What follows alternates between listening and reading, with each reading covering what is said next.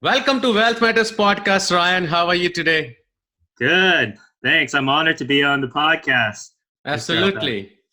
So, Ryan graduated with Doctor of Pharmacy at age of 23, and he was inspired by his grandpa who bought three properties in the Bay Area and achieved financial independence for himself.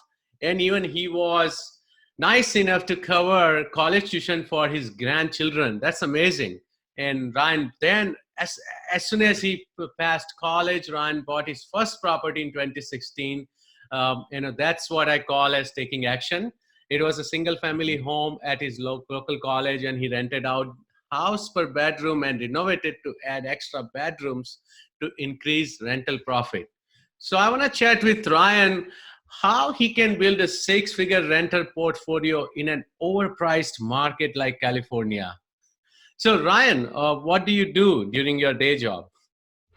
Yeah, so I'm a full-time pharmacist actually, and I created a rental portfolio of four single-family homes on the side that gets me passive income, and I'm able to manage it on the side because I set like systems and processes in place. I now have 18 tenants, and it makes me $10,755 per month now, which is That's pretty. amazing. Yeah, And you I just exactly kind of know have your a model and numbers. just repeated it. Yeah. And you know your numbers. And I'm very, very impressed because, you are less than 30 and what you have achieved is amazing. A lot of Yeah. people work their entire life and they can't make to that goal of side income or extra income, which is substantial. Yeah, I totally agree. The best time to invest is now, as soon as you can. Yeah. In fact, I wish I invested earlier. If I were to start again, I would have invested freshman year and did an FHA loan and just Yes, house hacked it that's a out great to like idea. my college friends, right? So, So yeah. yeah, everyone who is already making money in real estate or who have already got started, whenever I talk to them, that when should you have invested, they're like, I wish I would have started earlier. And same thing with Yeah. me. Yeah. I started investing when I turned 30. I wish I would have done it, 10 years ago, right? Yeah. But also you had a great point that when do you invest? It's now, right? People talk about upcoming recession, downturn, and whatnot, and they're like, "Oh, we're gonna wait." No, it's now, right? It's every Yeah. time the action you take. Those baby steps, they are so important. Yeah. I totally agree.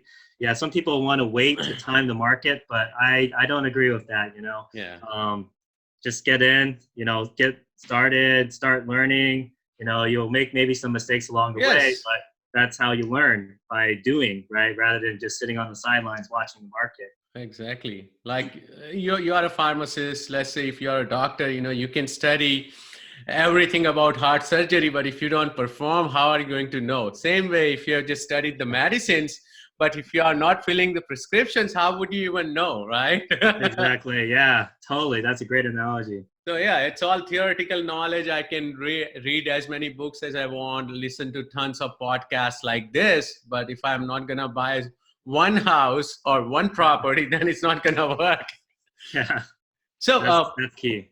help me with the strategy you employed to build this six-figure rental income portfolio, especially because I'm in Bay Area, San Francisco Bay Area. You are in Sacramento. So Mhm. how can someone do that in in an overpriced, exotic market like California? And you can Exactly. compare it to Seattle and now pretty much entire west portion, right? Colorado or Portland. So how did you do that? What was the strategy? So I would say first you have to make sure the numbers make sense.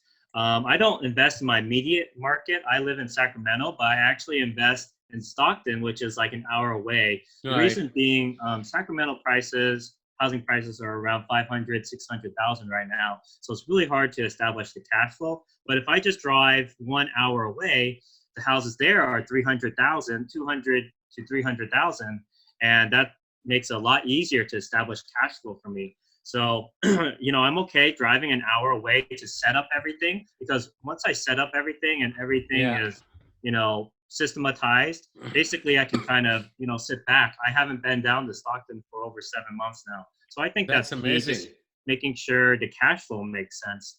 Don't buy in an overpriced market. Just kind of look around your area. I usually just look in a 1 hour radius. There always should be good deals out there. You just have to know where to look. The second thing is I basically did something kind of like house hacking. I rented out per room instead of renting out per house.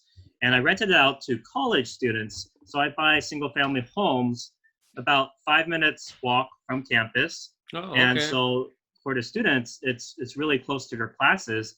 They rather pay $600 a month to live in my off-campus housing rather than pay $1,200 a month on on-campus housing. And they're just as about the same walking distance from classes at my houses versus the dormitory life. So these students are usually people who also want more privacy, right? They want a little more freedom and they want a little Right. more like room in the house to do what they Yeah. want, right? They have more freedom and they feel like they are in a house than instead Yeah. of a dorm room, right? It's a different feeling. So that's amazing. How did you figure out this strategy? I want to understand because you are so young and I know a lot of people study and research and then they come up with, so how did you come up with this idea? Yeah, actually, I can't take credit for it because it was actually my friend who Uh-huh. originally did this. My friend's aunt basically bought a house right across from campus, and she had her basically, I guess, my friend stay in the house for free because she rented out Housing. the other rooms. Yeah, it was Yeah. just like house hacking, House right? hacking. Yep. So yeah, he lived there for free, and then the rent would pay down the mortgage. And so I was like, wow, this strategy really works because you're going to get tenants every year as Uh-huh. long as the college is there. Colleges have, a couple thousand students, Right. come in and come out every year. So you're always going to have a large pool.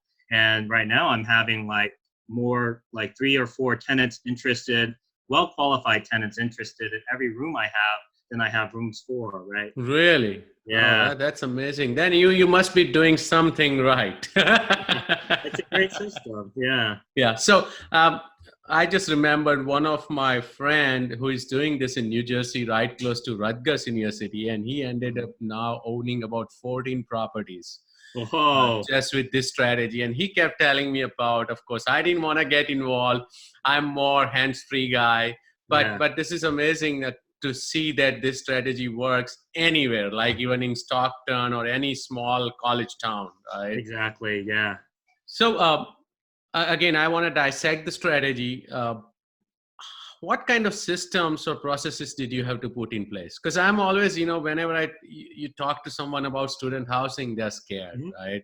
Or they're Yeah. gonna trash the place. They're going. So Yeah. what did you do to make sure that your property stays intact, right? Yeah. There are no Yeah. issues. Exactly. And then Good what question. systems would you put in place? Go ahead. Yeah. So I would say it boils down to maybe 3 things: having the right targeting, so targeting the right people, then doing your proper screening, and then having like a system in place in case tenant complaints arise. So Right. the targeting part, I target usually professional students. So pre-farm, pre-dent, pre-med. It's even better Ah, if they're in the right, pharmacy right. school, medical school, or dental school, right? International students. Some International of those. graduate students, Yeah, exactly. Yeah. graduate. So I mainly target 3rd and 4th year students. I sometimes go for 2nd year students, but never 1st year students. So that's just kind of Ah, with the maturity level. By 3rd or 4th year, they kind of prefer to stay, right. more off campus, have more room to themselves, and they're a little more mature.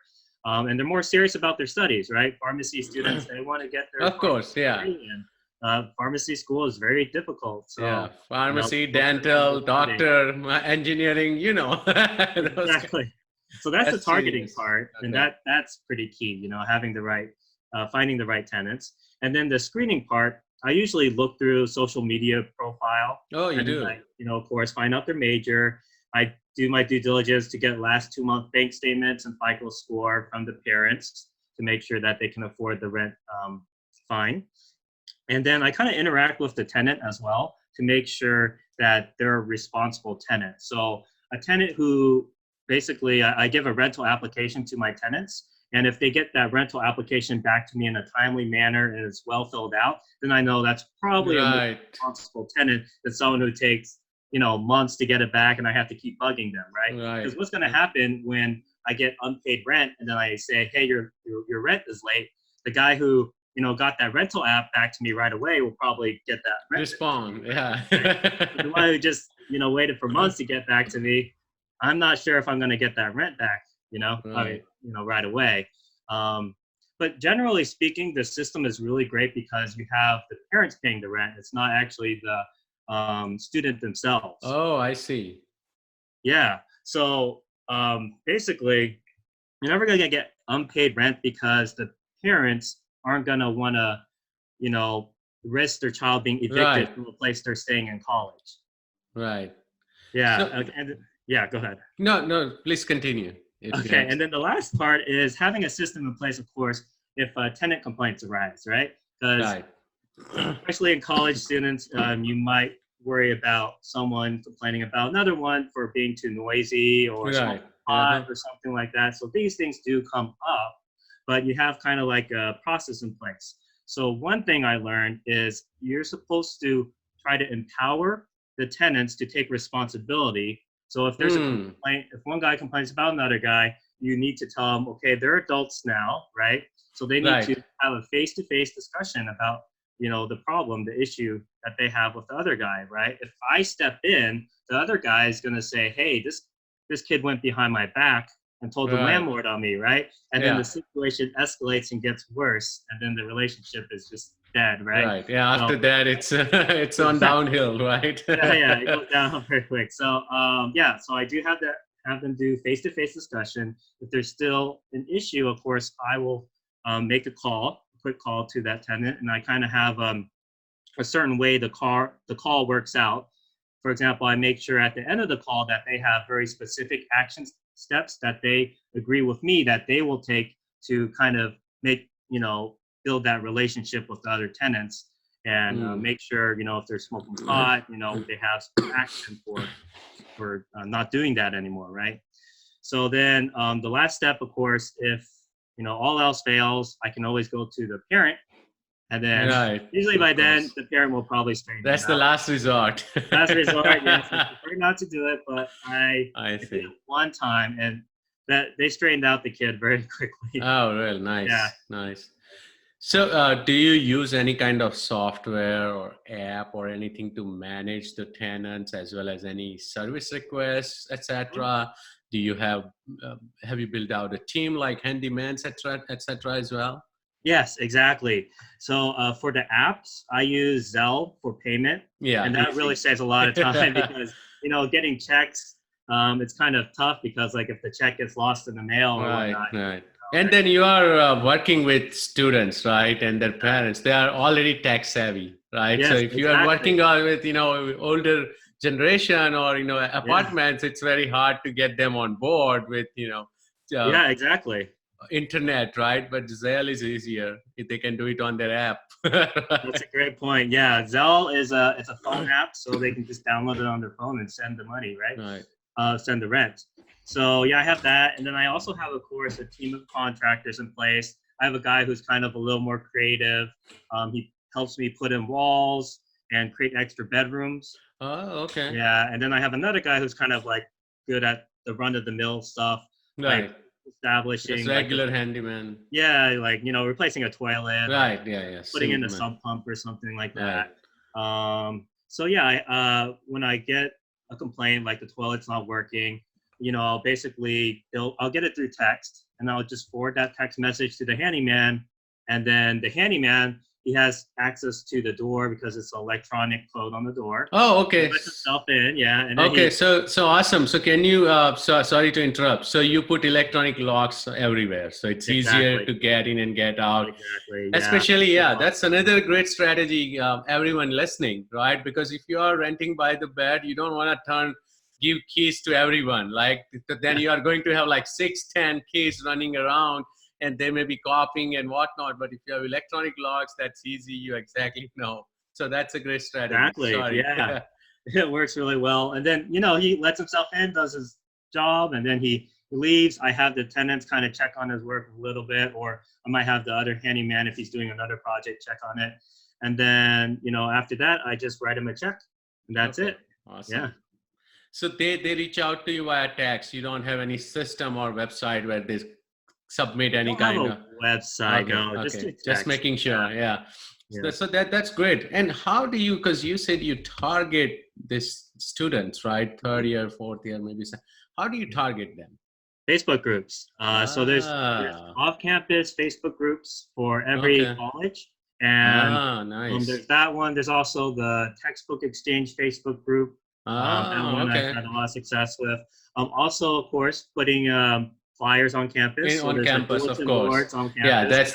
that's the old school. That's why I wanted to Old know school what. way. Yeah, Yeah, exactly. what It else does is work. out there, right? It does work. Yeah, yeah, It does work. Yeah, yeah, yeah, can't go wrong. But yeah, yeah. Facebook groups are great. So pretty much you subscribe to the group and then you put an advertisement there Mhm. that you are looking for. Okay, interesting. Yeah, And then exactly. you specify that you are only looking for third or fourth year student, or is that counted as some kind of discrimination? Oh, yeah. I don't say, yeah, I'm only Right. looking for a third or fourth year student. But yeah, I do kind of prioritize them, I would say, because for one reason, like the ones who are in pharmacy school or dental school, they do go year round. So they Hmm. have classes during I the see. whole Right. year. They don't So want to change. Yeah. yeah, so I do Okay. say I Awesome. prioritize that type. Yeah. And do you get, by doing the third or fourth year students, do you get lot of turnover after 4 years, fourth year, or what happens? Do you have a lot of turnovers? I would say half of my tenants stay for a Oh, second okay. year, and the other half I do my marketing and advertising for. But I nowadays don't even have to do a lot of marketing. I have a referral system now because I have 18 tenants. Oh yeah, makes it So easier they each once have you. like 5 friends, right? So it's I don't I think just like through referral I've been able to get probably around three-quarters of my tenants Wow, like so that's another great strategy. Yeah, yeah. it works both ways, right? So because by giving them referral, Mhm. they are incentivized, right? And the Yeah, second thing is they are able to bring their friends with them instead of staying with someone unknown, exactly. right? Yeah, So it's a win-win yeah. for them, I right? Of have to. course it's a Yeah, win-win for you, it but is. just think it of, because I also did my master's here in New Jersey, so I remember we stayed in a student housing Yeah, exactly like this, off yeah, off campus, right? So I exactly. remember, because I would be like, oh yeah, guys, come stay with me, right? Instead of staying somewhere else, we got to hang out every day. Yeah, and if you provide good service to the tenants, you hop on Right, things as soon as they right, break down. They say, "Hey, can my buddy stay because right. it's a great place to stay, and I've been telling him you should move in with me, right?" So Yeah, no, yeah. absolutely. So, do you provide any other amenities? Like, as you said, great service. Do you have anything in place where you reward them, or any other amenities? Yeah. So as far as referral, I do like $100 referral fee if they, Okay. the referee, of course, signs a lease.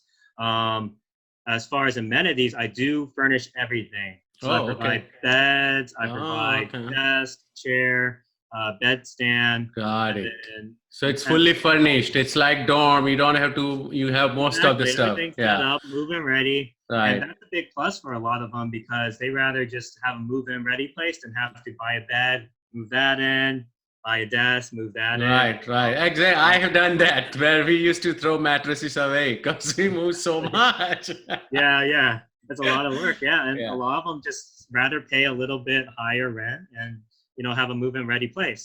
So So I'm able to charge around $620 a month because it that's is, all amazing. set up. Yeah, yeah, which makes sense. I So, provide good and service. it's one-time investment for you, right? Yes, That's about exactly. it. Yeah, Yeah, you most have of to these think of it things that way. last. Yeah. So, another value bomb here by Ryan. Uh, by providing a fully furnished apartment, I think he's killing two birds in one stone, and maybe he's not realizing, but you have invested once in the furniture, and let's say if this strategy somehow does not work out after 5 6 years, you have a furnished rental ready for Airbnb or vacation rental. Exactly. Yeah. Right, you already Yeah. have a plan in place, you have a Exactly. backup, you don't need to move everything out, throw away, or Yeah. it is ready for someone else to take over, right? Another Yeah. landlord who wants to deal with something like this, they're like, oh yeah, I'll just jump on this. So Exactly. it's And great. it's like playing the long game too, right? You know, you do Yes. this one-time investment and it saves you a Yeah. lot of money. And it makes you more profit in the long run. Yeah, exactly. And you can Yeah. deduct it from your taxes, you know. So it's Yes. Yeah. great. Oh, yeah. That's a great point too. Everything's deducted up front. That's great. So another thing I wanted to know is that you're providing fully furnished. So they stay by bed? So like a one bedroom that there are two beds, or how do you do Sometimes, yeah. So if I it? can, I do have some bedrooms where I have two people stay in one bedroom. Usually it'll be like a couple. Okay, that's And what then I I'll was going charge to each of ask. them, you know, a little bit lower rent. Okay. And then, yeah, that kind of also is another way to kind of increase the cash flow. Um, yeah.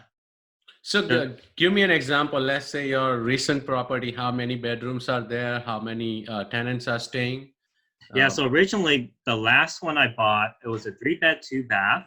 And okay. so I basically put up a couple walls, and then I put in some beds, of course, and then now I have a 5 bedroom, 2 bath. Oh, And nice, so it was nice. originally supposed to rent out for 2,000 according to rentometer, Right. according Yeah. to Yeah. That's my pretty appraisal common. report. Yeah, yeah. Yeah. So yeah, even my appraisal report said, "Oh, this is probably going to get you around 2,000 a month." Oh, okay. Yeah, and then I, you know, rented out per bedroom, 600 each, and I made 3,100. Oh Right, my God. so it was a huge That's difference amazing. between, you know, That's what it was amazing. appraised for. And just that difference would pay for all your furnishings and everything up front, even the Yeah, cost of putting the wall and everything would be paid in a year.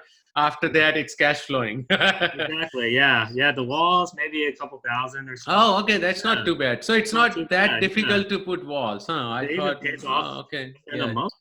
Yeah, Oh, an okay. extra tenant, the $600 a month. You know, it'll pay Right. off in a couple months. Right. That's awesome. And how do you, are they okay with having just two bathrooms when there are five people? They are. Yeah, Okay. yeah. I mean, most of the time they're not even at the house. They're at Right. school, right? So the house doesn't get too crowded. That's Right. Right. another like big plus about the housing market. Yeah. That is interesting. So this is great. So we are chatting with Ryan. I'll be back after the break.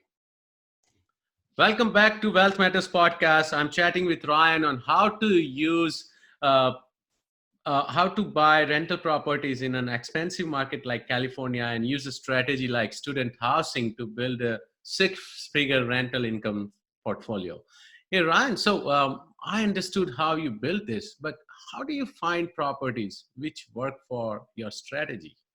Yeah. So I actually use Zillow a lot. Oh, okay. I'm constantly on Zillow looking for, you know, great deals because I kind of know what a good deal looks like. I kind of Mhm. have an idea of what price range, you know, a good deal would be in for the market that I'm in. I have a real estate agent who kind of also sometimes shoots me off market deals.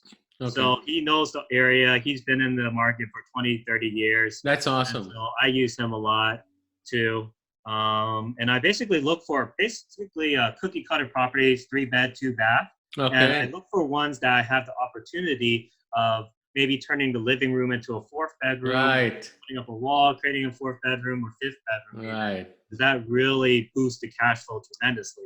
You know, every bedroom you add, you boost it $600 a month, right? Of course. Yeah, that's Yeah, huge. totally So worth it. so when you find properties on Zillow, what do you do? Do you reach out to the realtor who has listed or you go through your own realtor? First, I make sure it's not too old. That's the first thing I do, actually, Right. because the first property I bought was 100 years old and it had some Oh, issues. yeah, yeah, yeah. Yeah. So, but then, you know, if everything kind of looks good, makes sense, it looks like there's some opportunity, I will, yeah, reach out to the realtor that I have, and then we'll go see the house together and then kind of look around for, you know, opportunities and potential, you know, damages or, you know, we'll do the home inspection and all that and see what comes up and look at it Okay. together. Yeah. Okay, awesome. So, and the second thing is you mentioned about adding rooms. And so do you go through a licensed contractor and how easy is it to get some kind of approval from state, I mean, Yeah. So county or city?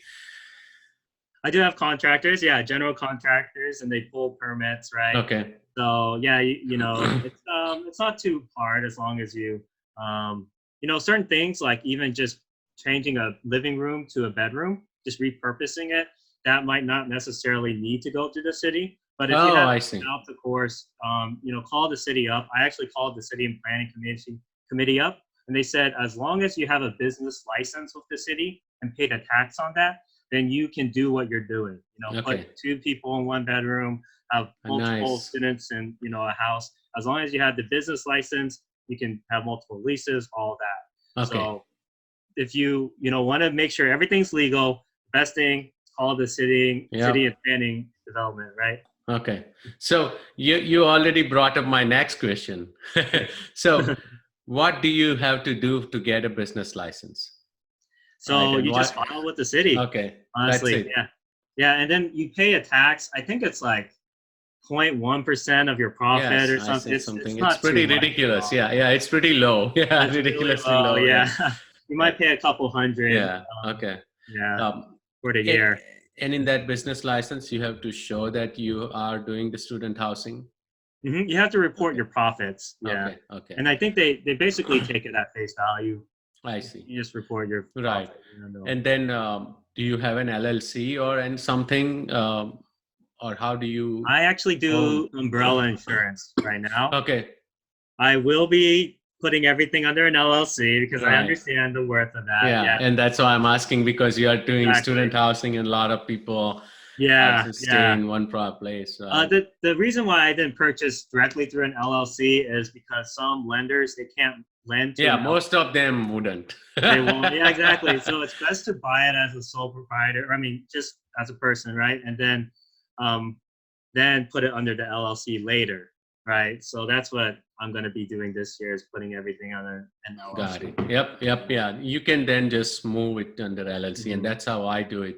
So, Yeah. my next question is, because you already brought up the same another question, lender, right? How do Yeah. you get lending, right, for this, right? Because you are young, and I'm pretty sure you are making good money, but then hmm you have already your own mortgage, right? So how can you Yeah. keep buying this property? What strategy do you use to get, Great question. And then preferred lending, right? yeah, it does kind of depend on what your financial circumstances, right? Because if you have a lot of debt, things like car loans, personal loans, Oh the yeah, lenders, they'll charge high interest rates if they do right. that type of stuff, right? If your debt to income ratio is too high, then it's harder to get a loan. So you do have to make sure you pay down the debts. There's a certain, you can of course discuss it with a financial advisor as well, your personal circumstance, but I would say getting that debt to income ratio pretty low, making sure you have a pretty good income from your job or Right. from your business, right? Yeah, yeah. And then I just use conventional lending. I Oh, do okay. 20% down, 25% down, Right, yeah.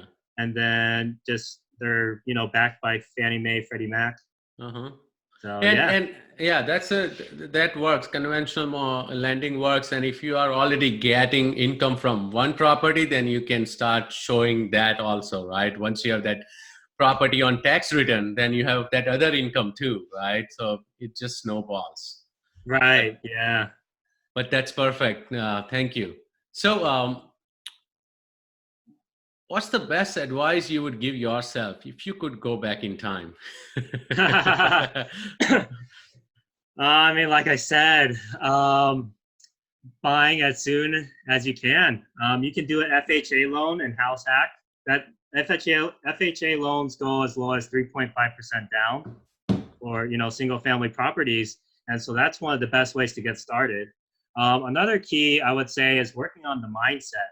I've done a lot of mindset work, kind of setting Uh-huh. my goals, right, setting my vision for myself, and when things happen, like maybe a sewage line breaks down, I remind myself that that we're going for the long term here. Right, We're going right. for eventual financial freedom. We'll have this 10,000 a month in passive income when they're all paid off.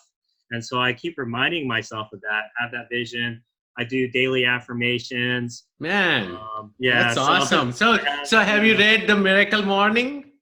yes, Yeah, yes. I'm that's what actually I'm walking going through it right through. now. Yeah. I have the journal right here. That's what I'm going through. Oh, that's funny. So, Yeah, journaling in the morning Yep, Great exactly. practice. And as we Getting your discussed attention before, for the day. Yeah. yep, as we discussed before the Sure. podcast as well, getting your exercise done in the morning, Oh right? yeah. So all of Exactly. that is part. And I always keep talking about Miracle Morning on the podcast. Yeah. I know it takes a lot of time, and but it's so much It's needed worth in it. my life, and you are talking like a wisdom of 40-50-year-old man, because I have to Thank tell you. this. Yeah, I Appreciate tell this to so many of my friends and of course it. listeners, and they don't understand. Yeah. Yeah. It's a different mindset. It's a different mindset. That's true. Yep, yep. Yeah. So, any tools or tips you want to share with someone starting to invest in real estate? I mean, this is a great podcast, right here. But I would say also, reading books like there's, of course, Rich Dad Poor Dad. Yeah. I mean, I think everyone starts with that Of one. course. There's a lot out there. There's E-Myth Revisited. Yep. Right? It's a That great one's book. good one. Bigger Pockets has some good ones It's too. awesome. Yeah. Yeah, it's good information. So yeah, just check those out, I would say. That's awesome. So, because you already just recommended, but any other business or real estate books you recommend, or any apps or websites you use for real estate? Millionaire Real Estate Investor by Gary Keller. Yes, I that's really good. like that one as Awesome. well. Kind of the idea of building a team, building an empire, right?